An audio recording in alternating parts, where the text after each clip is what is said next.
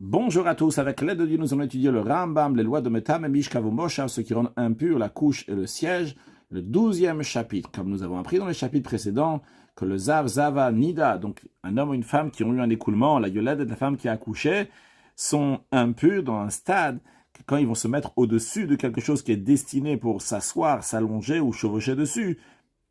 Même s'ils n'ont pas contacté directement, même s'il y avait un arrêt entre eux et cet objet, cet ustensile qui est destiné pour s'asseoir, s'allonger et chevaucher, ils l'ont rendu impur, d'où le nom de ces halachot, Metam, Mishkav ou Moshav, ce qui rend impur le siège et la couche. À partir du chapitre 10, le Rambam a commencé à nous parler du Hamaaret, qu'on appelait donc ignorant, donc c'est-à-dire quelqu'un qui ne connaît pas les lois de pureté et d'impureté, donc automatiquement il ne peut pas être méticuleux dans ces lois-là, qui a le critère d'être un zav et que ses vêtements sont tumat midras, et comme nous allons revoir et expliquer dans quelques instants cette expression donc de midras, qui veut dire les endroits sur lesquels le zav a foulé, même s'il n'a pas été en contact direct avec la chose, ce qu'on appelle donc le midras sur lequel il était au-dessus. Le Ram va nous rajouter encore un point ici, en plus de cette touma, cette impureté qu'il a en tant que zav. Mais on va voir en ce qui concerne donc les ustensiles qui se trouvent donc chez un ignorant, qui sont aussi tmeim, tmemet, donc qui sont impurs, donc de l'impureté d'un mort. C'est-à-dire que tout ce qui était en contact d'un mort, comme on l'avait dit à la fin du chapitre précédent, le chapitre 11, on avait parlé de ça aussi en ce qui concerne le Hamaaretz lui-même, que si le Hamaaretz lui-même, donc lui sur lui, qu'il est pur, ou bien sur les ustensiles qu'il a, qui sont purs, on va lui faire confiance. Mais qu'est-ce que ça veut dire on va lui faire confiance? On va lui faire confiance s'il va dire qu'ils ne sont pas tmémet, qu'ils ne sont pas impurs en contact avec le mort. Mais si, quand même, ils ont une impureté en tant que zav, en tant que midras zav. Justement, ce que le Rav nous dit aussi ici, il y a l'acha alef, mafkid kelim etzalam haaretz.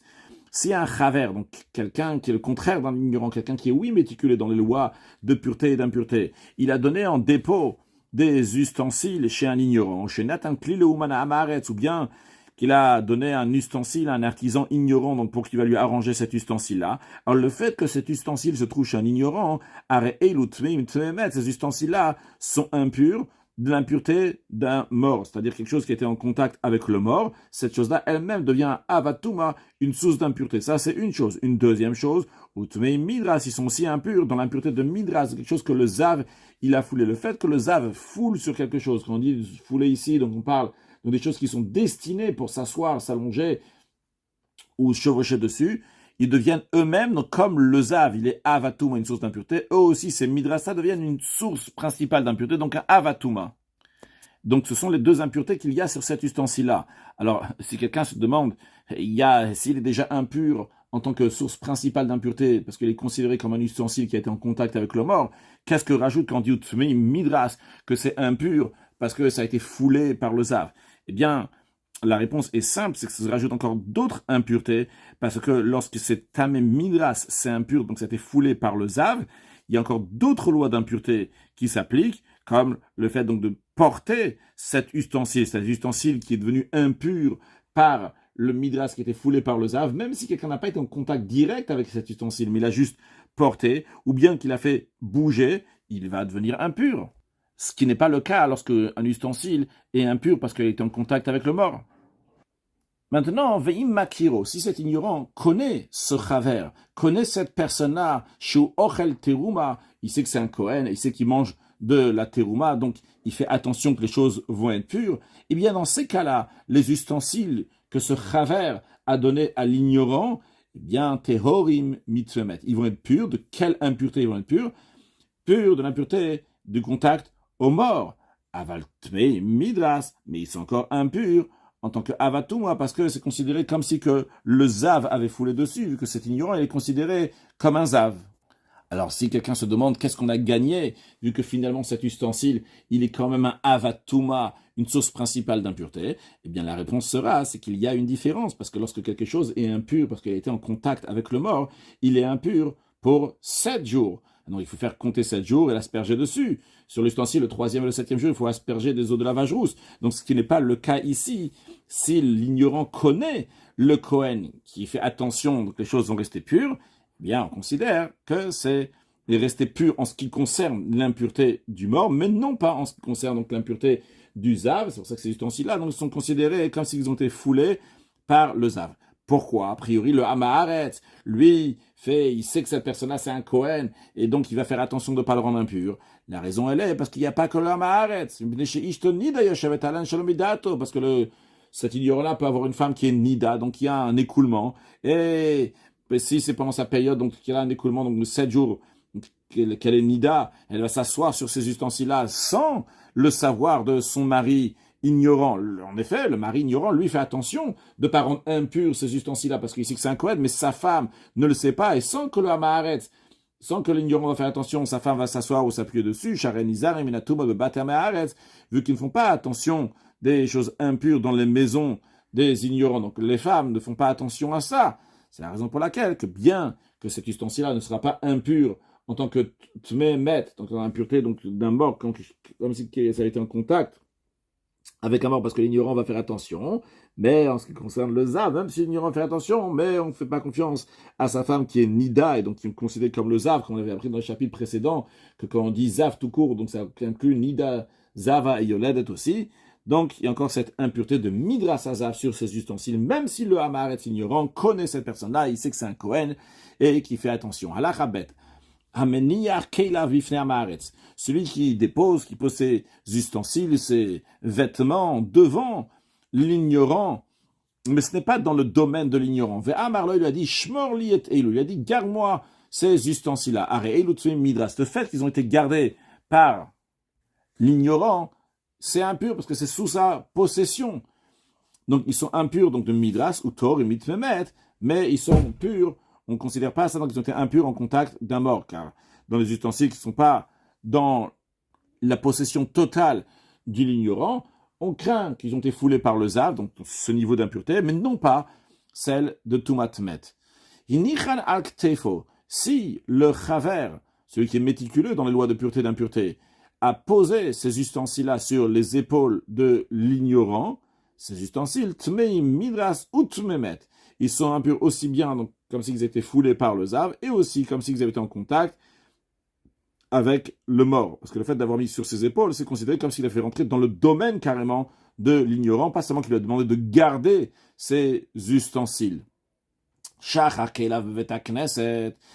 quelqu'un a oublié ses ustensiles à la synagogue, ils sont purs, bien que à la synagogue, il n'y a pas seulement des érudits en Torah, des chaver, mais il y a aussi des ignorants.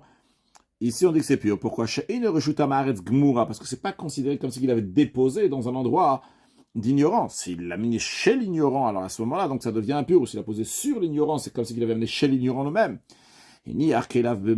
S'il a déposé ses ustensiles dans un bain public comme ça, quand il est revenu, il a retrouvé qu'il était exactement sous la même position. Termes sont purs. Donc on ne craint pas qu'il y ait un ignorant qui est passé entre-temps et qui les a touchés. Mais quand même, on me l'a dit, on apprend à cette personne-là, qui ne se comprend pas d'une telle manière. Gito, s'il a laissé son pressoir de raisin, donc pour le vin, ou Boro et sa citerne dans laquelle on met du vin, il a laissé comme ça sans surveillance, même si après il est rentré dans la ville, ou et quand il revient, donc il voit qu'il y a un ignorant qui est juste à côté de son pressoir, ou bien de sa citerne, ils sont purs, les Shehen, le Reshut Sheikan, est-ce qu'il n'a pas la permission de rentrer? Donc ce n'est pas considéré comme si que le Chaver avait fait rentrer quelque chose chez le Hamaharetz, chez l'ignorant. Lui qui donne la clé de sa maison à un ignorant. Tout ce qui est dans la maison, c'est pur. Pourquoi? Chez le Masarlo, et la Shmirat Mafter, tout ce qu'il a donné en lui donnant la clé, c'est garder la clé, non pas garder la maison. Donc la maison n'est pas considérée être sous la possession du Hamaharetz de l'ignorant. Halacha Dalet. Celui qui dépose ses vêtements dans les casiers, les sortes de fenêtres comme ça qu'il y a dans le mur, qu'il y a dans les bains publics, Venal Alem, et il a fermé la porte de ce casier, cet endroit. Même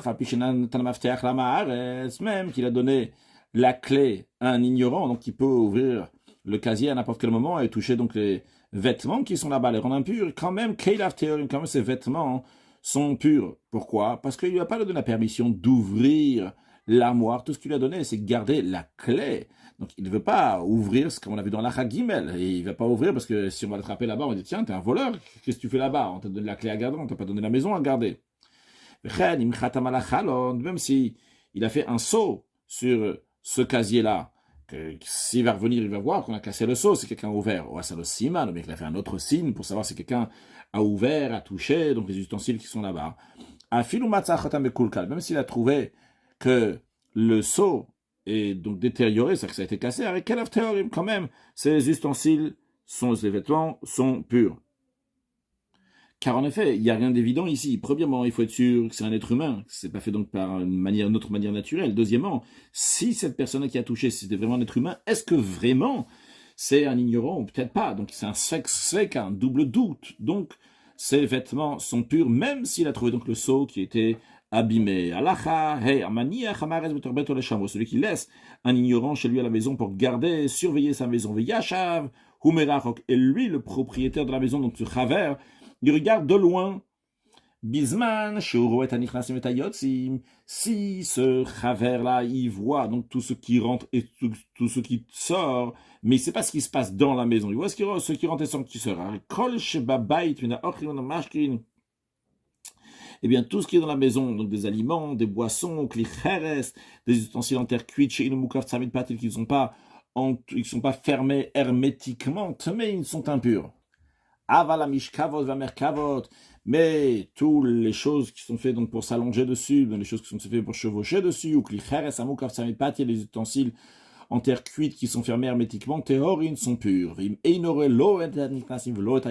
voit pas ni ce qui rentre ni ce qui sort, dans ces cas-là, kol babait, mais tout ce qui est dans la maison c'est impur. Afilouaya kafut okut même si cet ignorant qui garde la maison, donc qui était attaché, donc il ne pouvait pas rentrer dans la maison, ou bien qu'il avait les mains coupées, raglaïm, ou bien qu'il avait les bras, les pieds coupés. À kol tamé, tout est impur, bien qu'il ne peut pas le toucher. Le principe, il est, parce que parce qu'ils sont sous la propriété, sous la disposition, c'est lui qui s'occupe de tout ce qu'il y a dans la maison. Donc c'est la raison pour laquelle ça rend tout impur. Allah chavar.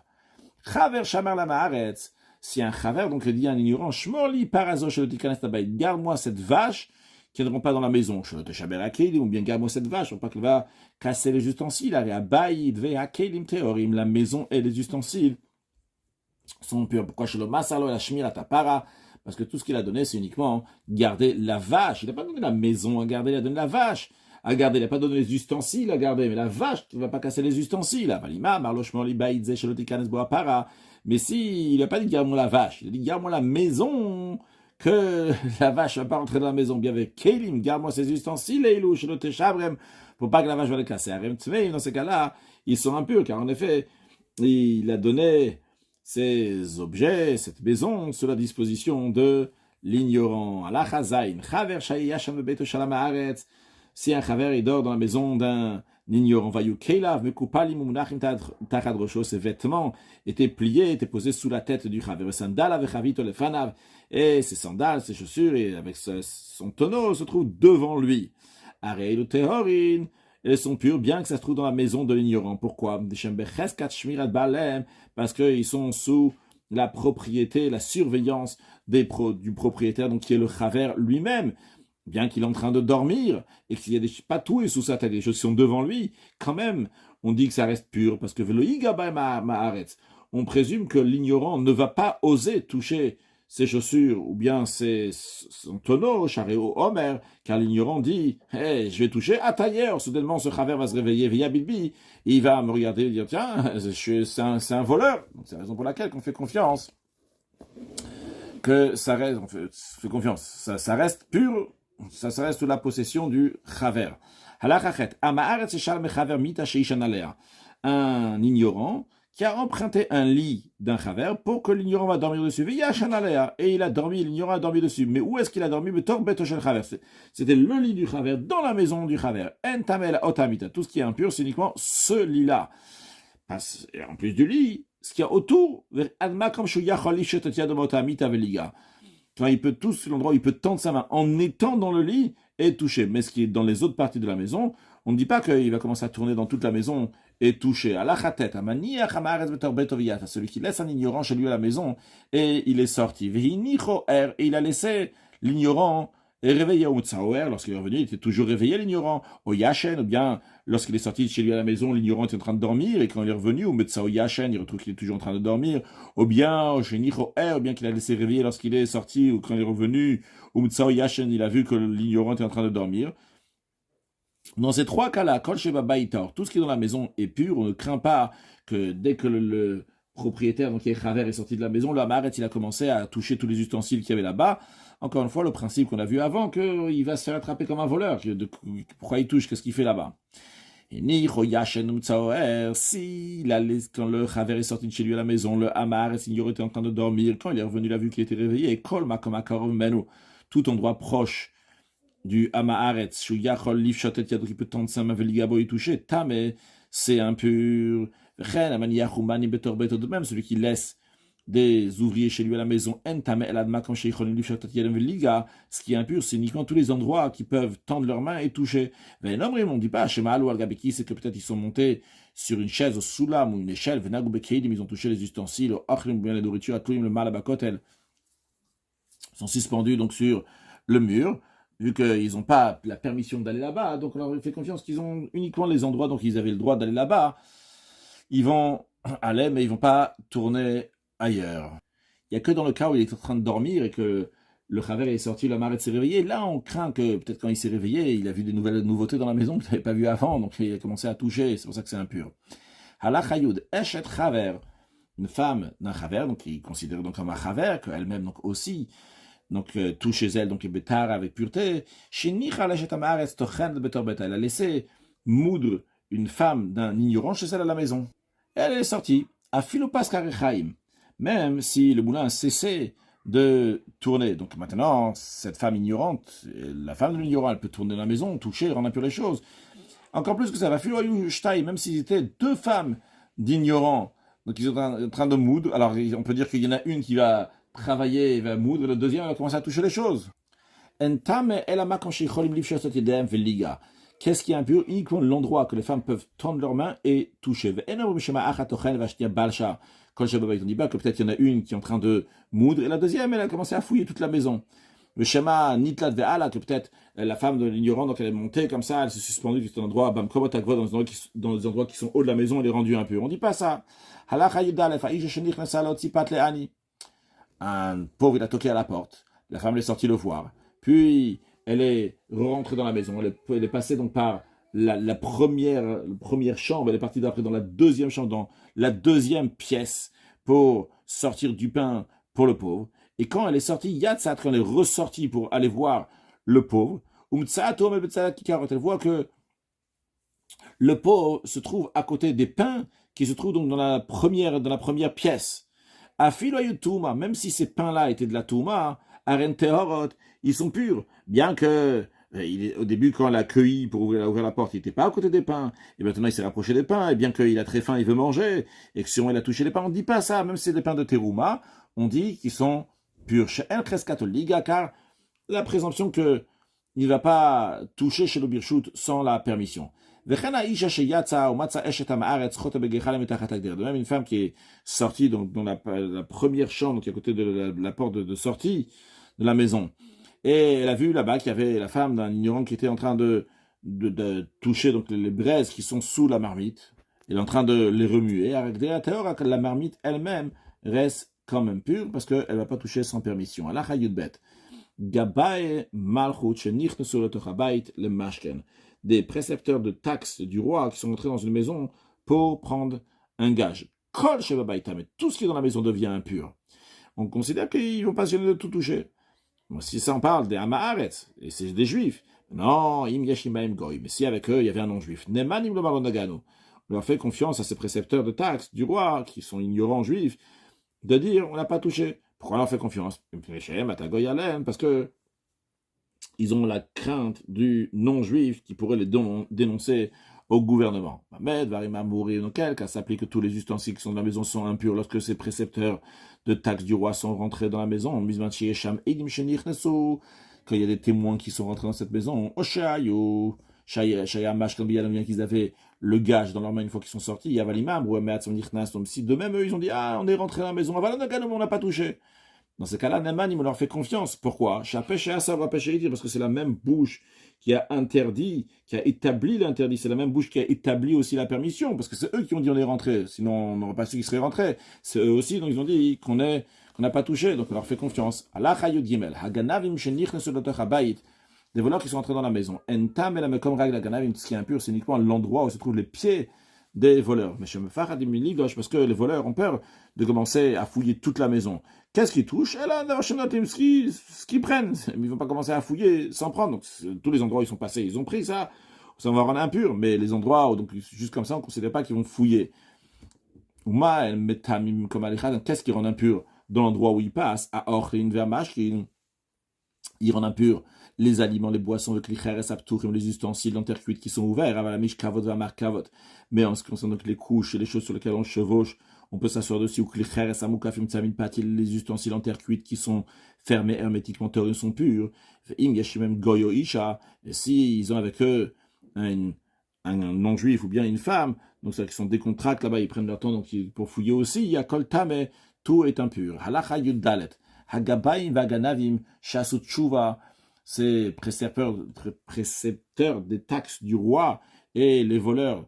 Donc ils sont repentis, ils ont fait teshuva vers Ziru mais Hatsan. Et de même, ils ont rendu ce qu'ils ont volé. L'homme pas parce qu'ils ont crainte de quoi que ce soit. Et quand ils ont rendu, en même temps, ils ont dit on n'a pas touché dans tout ce qu'il y avait dans la maison lorsqu'on est rentré. Ariel Oneman, il me leur fait confiance. Comme Raglen, même sur les endroits où ils sont passés au moment du vol, ils peuvent dire on est passé en effet par là-bas dans tel et tel endroit de la maison, mais on n'a pas touché, on leur fait confiance. Celui qui laisse la maison ouverte, il est parti, il revient au médecin au patouar, il voit que c'est toujours ouvert, ou bien quand il est revenu, bien que quand il est parti c'était ouvert, et quand il revient c'était fermé. Encore plus que ça, même quand il est parti, il a vu que c'était fermé, et quand il est revenu, c'est ouvert. Alors est-ce qu'on dit qu'il y a un ignorant qui est rentré et que sa maison, les choses qui sont dans la maison sont impures? Eh bien, quand ici il examine, il n'y a rien qui a été volé, tout ce qui est dans la maison reste pur. Pourquoi Shani Omer? Parce que je dis, c'est vrai qu'il a laissé fermer, maintenant c'est ouvert. Mais à Galavim Tachou, en effet, les voleurs ont peut-être ouvert la maison. Mais Venim Lochou, ils ont changé d'avis. Ils sont partis venir, ils ne sont pas rentrés dans la maison. Halachat Zaim. Kadam Sha'avad Babait, une hache a été perdue dans une maison. Ou bien qu'il a déposé l'âge d'un côté de la maison, il est parti de la maison, lorsqu'il revient, il retrouve que l'âge se trouve d'un autre côté de la maison, à Baïtam, et la maison est impure. Pourquoi Shani Omer? Car je dis que sûrement, Adam Tamanich Nastekalontalo, il y a quelqu'un d'impur qui est rentré ici, et il a pris, c'est lui qui a manipulé, donc c'est à cause de lui que ça se trouve dans un autre endroit, et donc c'est impur. C'est quelqu'un, il habite avec un ignorant dans une cour. À l'époque, donc il vivait dans des vers Mavoy, il y a une ruelle, après donc il y a une cour, dans la cour donc il y a plusieurs maisons. Donc ici nous avons un ignorant qui habite dans le même cour que le Chaver, et le Chaver il a oublié les ustensiles dans la cour, ne sont pas surveillés. Même ce qu'il a oublié, c'était des tonneaux qui sont fermés hermétiquement, ou bien un four qui est fermé hermétiquement. Quand même, c'est impur, parce que le Hamaharetz, ignorant, il est tout à fait à l'aise dans cette cour-là, ça lui appartient aussi à lui. Comment il peut faire pour que ces choses-là vont rester pures, même quand il part? Uniquement s'il va faire une clôture qui est donc de 10 tfachim, donc de 10 palmes. Une palme, ça correspond à 8 cm, donc d'environ 80 cm, qui est de Shloï Birshut Hamaharetz, pour pas que ce soit considéré, que ce soit sous la possession du Hamaharetz de l'ignorant. Alacha Yutret, Chaver Shaitan Mechitza Osuka, Liften Pitro Shel Hamaharetz. Si un Chaver avait une cabane ou une barrière qui est située dans la cour devant l'entrée de la maison de l'ignorant. Oshaita Mechitza Osuka Hamaharetz, Liften Pitro, bien qu'il y avait une barrière, une clôture ou une souka, donc une cabane à l'ignorant devant la porte du Chaver. Eh bien, la règle elle est que Keilim Sheba Souka ou Keilim Sheba Mechitza, les ustensiles du Chaver qui se trouvent dans cette cabane, ou bien les ustensiles donc, du Chaver qui se trouvent à côté, de l'autre côté donc, de cette barrière-là, Tmeim, sont impurs. Pourquoi? Vu que le Hamaharetz ignorant, il a un droit d'entrer dans cette cabane ou dans l'espace délimité par cette barrière. Alors, dans le premier cas, on voit que la cabane ou la barrière, il se trouve juste devant la porte du Hamaharetz. C'est pour ça donc ils sont à l'aise donc, pour les toucher. Et dans le deuxième cas, parce que la cabane ou la barrière sont à lui, donc les ustensiles qui sont là-bas, c'est aussi donc c'est considéré sa propriété, donc à sa disposition aussi. C'est la raison pour laquelle donc ils sont impurs. Allah Chayutet. Chaver chez Gago le mal amigago shel Hamaharetz. Un chaver que son toit était plus haut que le toit de l'ignorant. Il peut poser, étendre là-bas donc des ustensiles, des vêtements, manière, théarot, déposer des choses qui sont pures. Il reste présumé être pur. On ne craint pas que l'ignorant va les rendre impurs. Bien que l'ignorant, bien le non-juif, peut tendre leurs mains et toucher ce qu'il y a sur le toit du chaver. Quand même, il n'y a pas de quoi craindre. L'omishum tuma, ni parce que l'ignorant va le rendre impur, ni que le goy va toucher ce vin et le rendre un vin de libation pour l'idolâtrie. Parce qu'ils ne vont pas monter là-bas. S'ils vont monter là-bas, ils vont se faire attraper en tant que comme des voleurs. Maintenant, si c'est dans le sens inverse, si, avant le sens inverse, d'abord si les toits étaient l'un côté de l'autre, donc au même niveau, ou bien que le toit de l'ignorant était plus haut que celui du chaver. Le chaver, donc il y a un toit qui est plus bas que celui de l'ignorant, il a là-bas déposé des ustensiles, étendu des vêtements, ou mis des choses donc, qui sont pures sur son toit. Tout endroit que l'ignorant peut tendre sa main en étant dans son toit qui est surélevé et de toucher ce qui est sur le toit du chaver, c'est présumé être impur, parce que le Hamaharetz, s'il va toucher là-bas, il pourra dire il y a quelque chose qui est tombé de mon toit, et qui est tombé dans ton toit qui est plus bas. Par contre, quand le toit il est plus haut, il ne veut pas dire il y a quelque chose qui est tombé dans le toit qui est plus haut. Donc, mais quand c'est plus bas, on considère donc que c'est impur tout ce qui peut toucher en étant sur son toit qui est surélevé. Halacha chaf. S'il y a deux cours, l'une à l'intérieur de l'autre. Hapnimit shel chaver, celle qui est à l'intérieur appartient à un chaver. Vachitzona shel Hamaharetz, celle qui est à l'extérieur appartient à un ignorant. Chaver maniar sham kelim, le chaver peut déposer là-bas donc des ustensiles, vechoter sham perot, et étendre là-bas donc des fruits. Afalpi yad Hamaharetz magat sham, bien que la main de l'ignorant peut toucher ce qu'il y a là-bas. Et quand même, il peut mettre. Pourquoi? S'il va rentrer là-bas, on va lui dire ignorant, t'es un voleur. Donc c'est la raison pour laquelle il a peur de rentrer là-bas. Une cour donc, qui est partagée avec une petite séparation, comme on peut voir ici. Donc, il s'agit donc de petits morceaux de bois donc, qui est basse aussi. Donc, ce n'est pas de 10 fachim de hauteur. Donc, ça, des morceaux de bois comme ça qui sont sur le sol. Donc, la cour est partagée avec ces petits morceaux de bois. D'un côté, habite un ignorant, et de l'autre côté, donc, le chaver. Bien, ta'arot av teorot. Les aliments purs, donc, il a déposés dans sa cour, sont purs. Bien que la main de l'ignorant peut arriver là-bas, mais quand même, c'est pur. Parce qu'ils sont sous la possession du chaver. Si l'ignorant va aller là-bas, on va lui dire qu'est-ce que tu es en train de faire là-bas, t'es un voleur.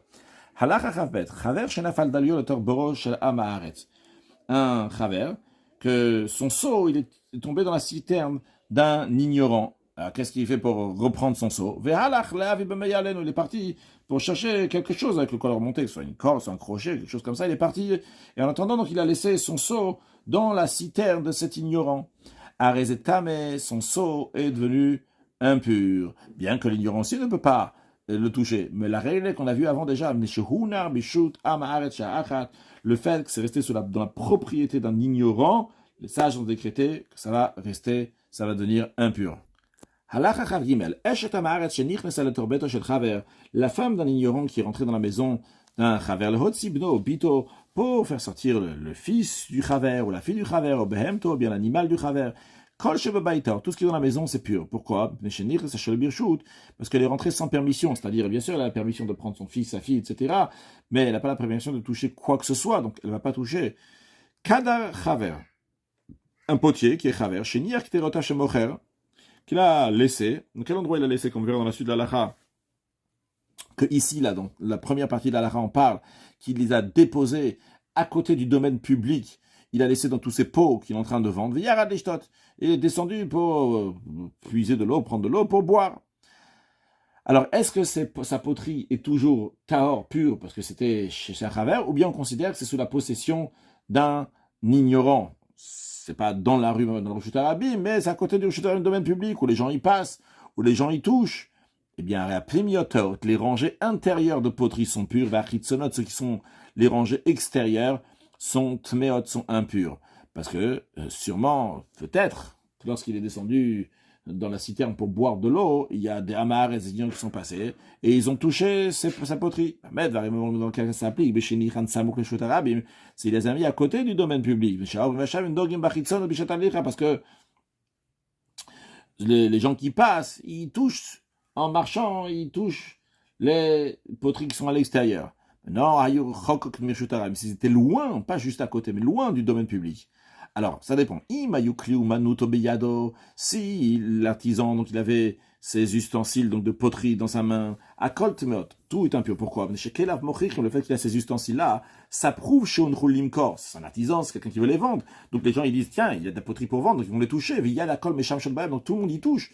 Maintenant, s'il n'a pas ses ustensiles de travail avec, à kolter, tous ces poteries donc est pure, parce que les gens, ils vont dire que c'est pas considéré, c'est pas pour vendre.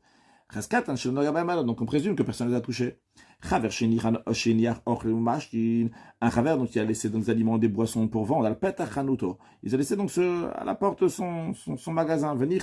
Il est rentré dans son magasin. Ils sont impurs. Parce que les gens qui passent, ils ont touché ces poteries. Conclure avec un mot de Chassidut suite à ce que nous avons dit avant dans le chapitre précédent que pendant la fête, tous les juifs sont purs, même les Me'aretz, c'est parce qu'il y a la hardout de Bnei Israël qui sont tous ensemble. Et comme le Ram dit, parce que tout le monde se purifie, c'est lié donc à la dit, parce que il y a tous les Bnei Israël qui sont ensemble. Ça peut être aussi expliqué par le fait que lorsque le peuple juif se trouve en même temps, il n'y a plus de Metsiout de Yachid, il n'y a plus d'existence d'un Yachid en particulier. Il n'y a que un tzibour, il n'y a qu'une communauté qui est ici, il n'y a que des gens qui sont ensemble, donc il y a tout un groupe qui est ensemble. Une fois que la fête se finit, par contre, chacun repart chez lui à la maison. Bien à ce moment-là, il n'y a plus cette hardoute, cette union qui est là, et donc on voit chacun individuellement, et c'est pour ça donc on refait la différence entre le Hamaharetz, entre l'ignorant et les Chaverim, que Dieu fasse que très prochainement, on va voir comment ils salvent, écoute Chabrich ou Kulachat, le peuple juif, est entièrement uni avec Akadosh Baruch, avec la plus grande pureté, la plus grande sainteté, le Yechida, le Yardach, avec la venue de Mashiach, now, une excellente journée.